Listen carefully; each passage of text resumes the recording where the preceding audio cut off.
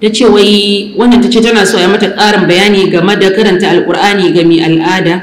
Wasu suna ganin bai halatta ta karanta, wasu kuma suna ganin ya halatta ta karanta. Wanne ne yafi inganci? Wannan matsalar mun sha tattauna ta anan. Karanta alƙur'ani ga macen da take cikin uzurin wata, addini ya ba da dama bisa magana ta mafi rinjaye daga cikin malamai wanda suke ganin ba za ta karanta ba. Sun gaba hujja da hadisin manzo Allah sallallahu alaihi wasallam inda yake cewa wai ba zai karanta alqur'ani wanda yake cikin janaba da kuma mace wadda take cikin uzuri na wata.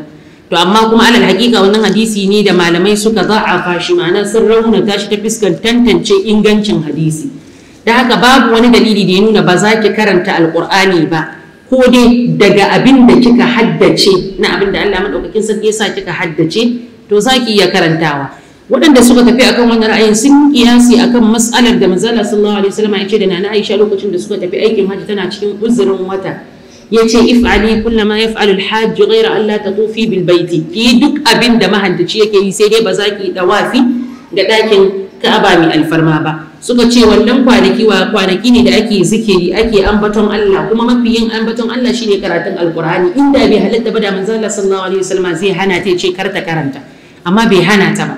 Da haka za ki iya karantawa ko dai daga abin da yake kin haddace na alƙur'ani ɗin, ko kuma a bisa waɗanda suke da ra'ayin cewa za ki iya ɗaukan alƙur'ani amma ba za ki ɗauke shi kai tsaye ba, zai zamanto kin sa shinge tsakaninki da alƙur'ani, ki sa wani yadi ko wani yanki ko kamar safa hannu da za ki riƙe, wanda wannan shine mazhabin Hanabila. Kuma sukan kafa hujja da cewa uzurin da take ciki nan ba ita ta sama wa kanta ba, Allah madaukakin sarki ya ɗora mata. Kuma idan aka ce wadda take cikin wannan uzuri duk sanda take ciki ba za ta karanta alqur'ani, ba za ta yi ta'amuli da shi ba kwata-kwata, to watakila wata tsakaninta da alqur'ani zai zama kididdigaggun kwanaki ne.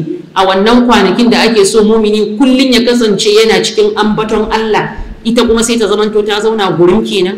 Kuma suka kara kafa hujja da hadisin manzo Allah sallallahu alaihi wasallam cewa na Aisha radiyallahu anha tace manzo Allah yana karanta alqur'ani alhalin yana kishin gida a jikinta, kuma alhalin tana cikin uzuri. Mace wadda take cikin wannan uzuri abin da yake da alaka da alqur'ani ba zai rabe ta ba da manzo Allah sallallahu alaihi wasallam bai yi haka ba.